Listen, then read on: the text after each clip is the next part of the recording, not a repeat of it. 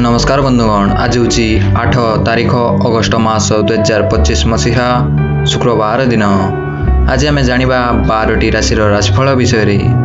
एमती प्रत्येक दिन 12टी राशि राशिफल जानापी चैनल को सब्सक्राइब निश्चित भाव में करदे। दर्शक बंधु, प्रथम राशि मेष राशि। कर्माधिप द्वादशस्थ जोगु कर्म क्षेत्र में समस्या सृष्टि हेबो।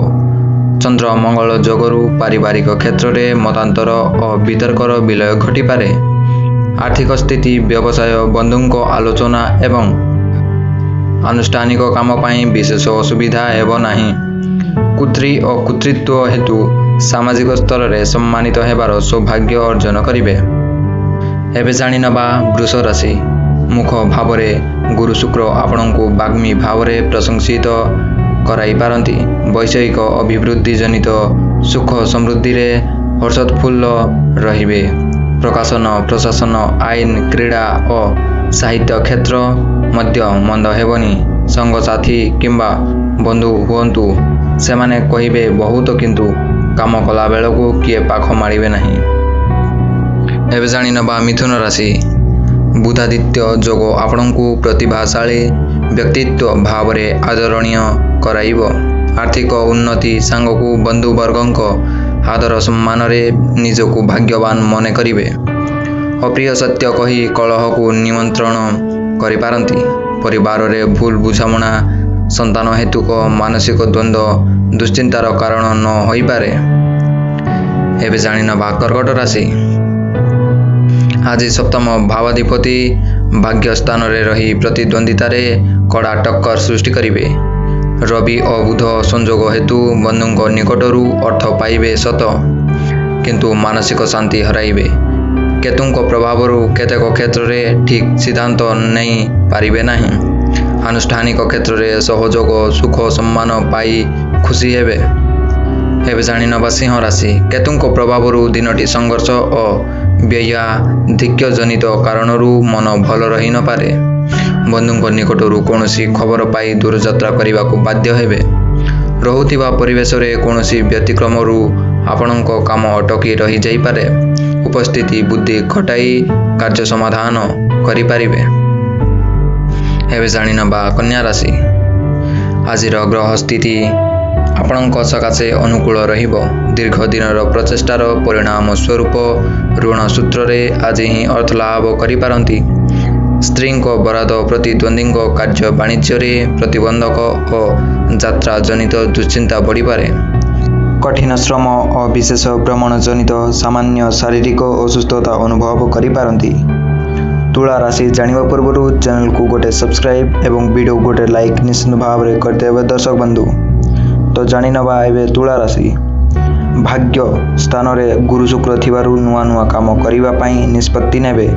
आनुषंगिक साहाय्य सहयोग पाइबा सकाशे बेसी कष्ट करने को पड़ो ना। निज लोक माने ईर्षा परायण होई परिस्थिति को भिन्न रूप दे पारंती। पारिवारिक क्षेत्र में छोट छोट काम हाथ को नेले द्वंद्व रे पड़ी पारंती। एबे जानि नबा बिछा राशि। शनि जोग परिस्थिति को अनुध्यान करी पूर्व स्थिरीकृत निजर मत और काम को बदलाई पारंती। नवम भाव में शुक्र और बृहस्पति कर्म क्षेत्र में आशा पूरण में साहाय्य करिवे। आज यात्रा, वाणिज्य, व्यवसाय, आलोचना और बंधु संपर्क मंद हेबो नाही। क्रीड़ा, साहित्य, सांबादिकता समस्या समाधान हेबो। एबे जानि नबा धनु राशि। केन्द्रस्थ शुभ ग्रह जनित अर्थनैतिक स्थिति, बंधु संपर्क, चेष्टा करुथिबा काम क्षेत्र में शुभ फल पाइबे।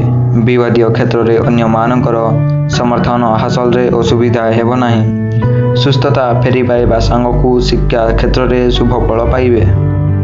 शनि प्रभावरू सहकर्मी परोक्ष शत्रुता मानसिक अस्थिरता वृद्धि करिपारे।